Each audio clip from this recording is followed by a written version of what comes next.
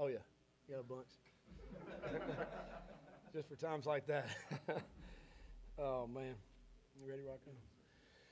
All right, just first of all, congratulate Central Florida, man. Man, they fought their tails off tonight. What a gutty performance by them, and as well as our guys. Our guys fought too, and incredible college football game.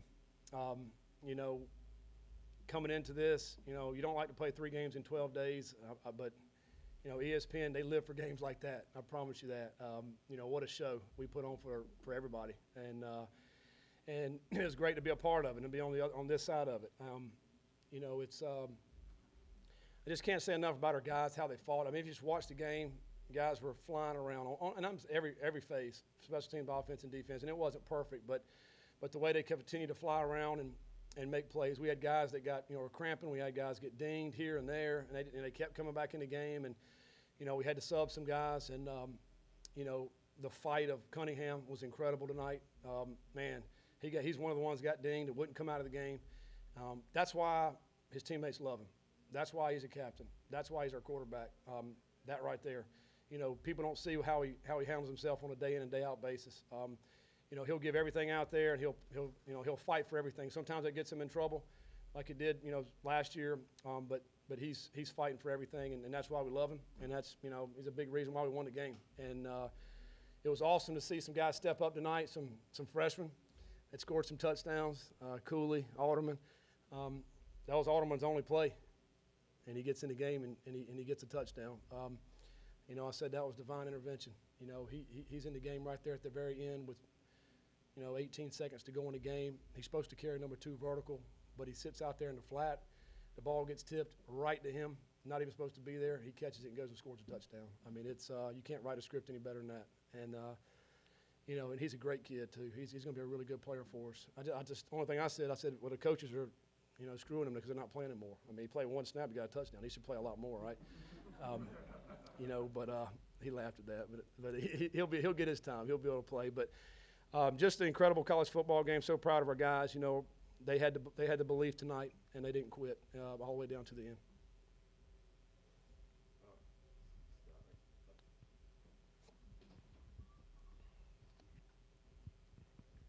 Scott, Cameron with the Courier Journal. You mentioned obviously that's the only play Alderman's in. When Monty goes down, you could put Okiki in there. You could put a bunch of different. What was the call to put Alderman in, and then, I mean, for you, what's running through your head as he's running down the sideline? Oh, I was excited. I was thinking God is good. That's what I was thinking when he's running down the sideline. I really was. The reason why he gets to get in the game is because he is as smart as any one of our linebackers. Like, he's a true freshman, but he studies everything, and he just knows what to do. You know, and when you put him in, now that was a little bit different circumstance because we're kind of, you know, you're in prevent mode, I mean, you know, so to speak, and, you know, they got the ball right there. You don't want to give up a touchdown. You know, we knew we couldn't give up a touchdown, and so, but that's why he went in, just because we felt like he knew what to do in that scenario. You know, the last 2 weeks, a lot of people have been talking. Did this program need a spark like this to kind of kick it off for the rest of the season so that you could build off some positivity? Well, we always want to win. I mean, we go take the field to go win football games. Sometimes we don't win.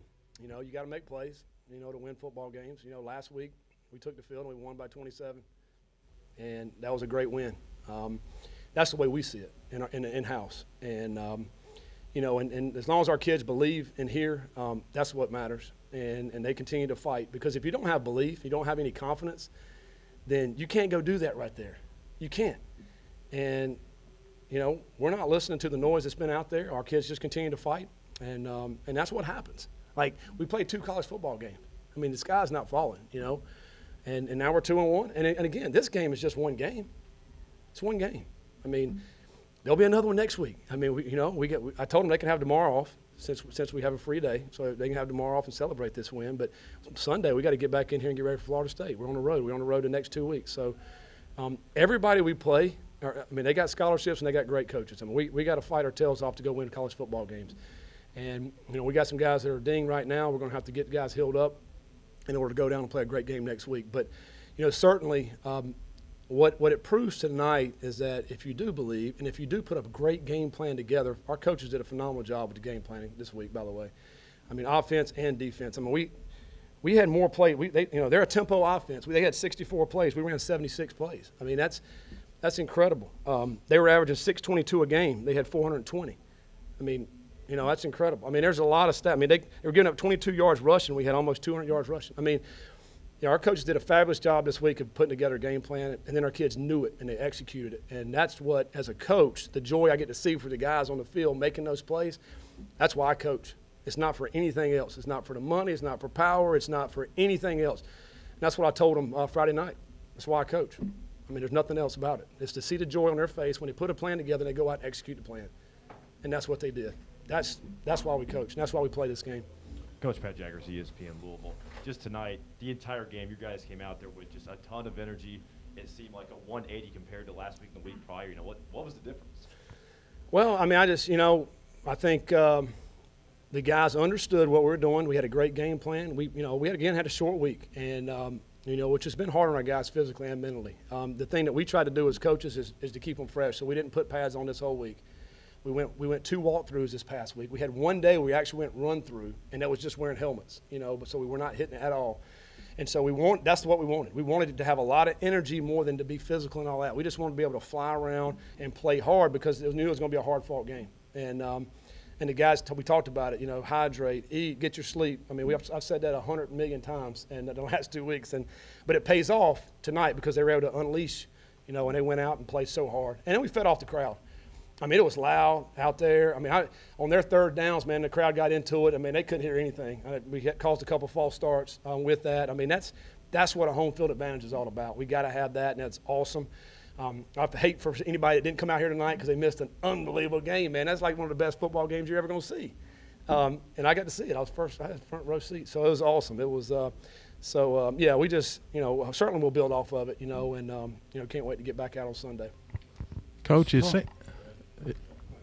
Coach, it seemed like, in the first half versus Ole Miss, 5 pass attempts from Malik Cunningham. Tonight, 20 pass attempts in the first half, 38 pass attempts overall. Was that just something that you've seen or an adjustment you've made to try to take advantage of the passing game a little more?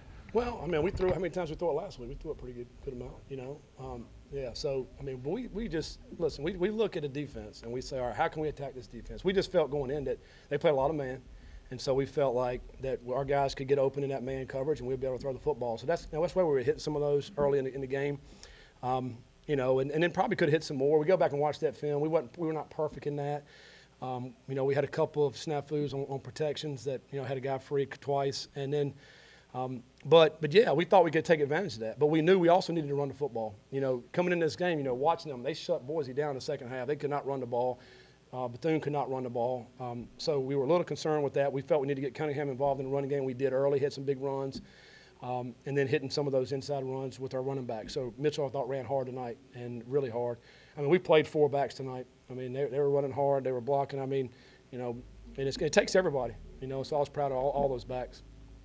Can you elaborate a little on what you saw in UCF's rush defense that enabled you to do as well as you did? Yeah, well, I tell you what, their D-line was really good. When we watched the film, both their defensive ends, number 1's a transfer from Auburn.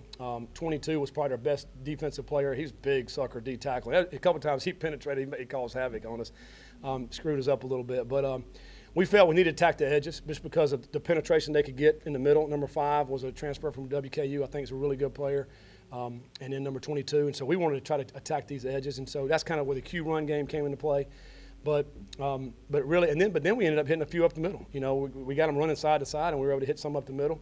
And we try to get that run, quarterback run or running back run, where it's kind of the read option type deal, because I think that puts pressure on defenses. But our O-line came off the ball blocking really good tonight. I was proud of the O-line.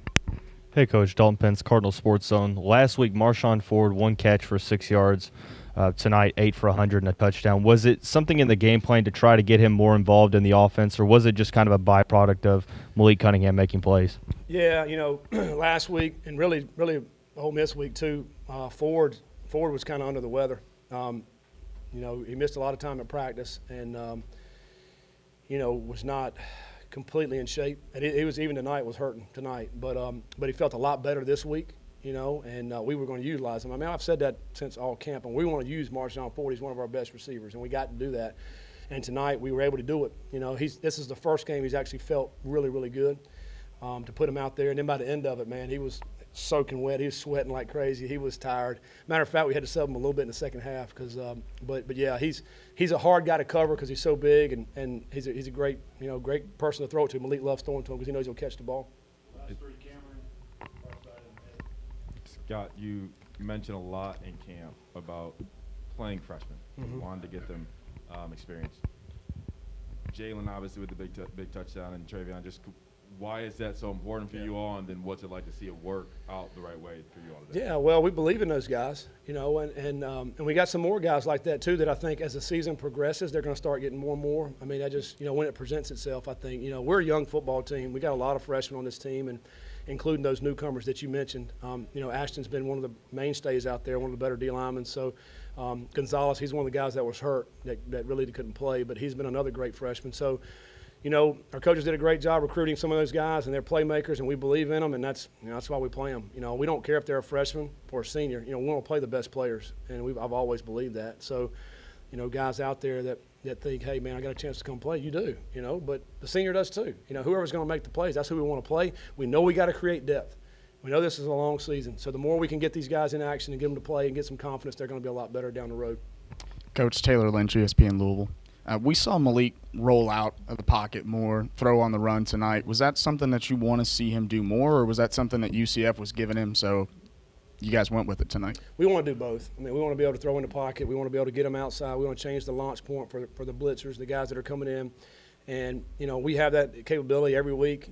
Tonight, if some teams present it more than others, then we'll use it more. But we don't want to be just a sitting duck, just sitting right in the back. So we got to be able to move him around, get him out to the right, to the left. And then hopefully, we've worked on, once you get out of the pocket, now scramble to throw. He did a little bit of that tonight. I think that's where you can put pressure on defenses.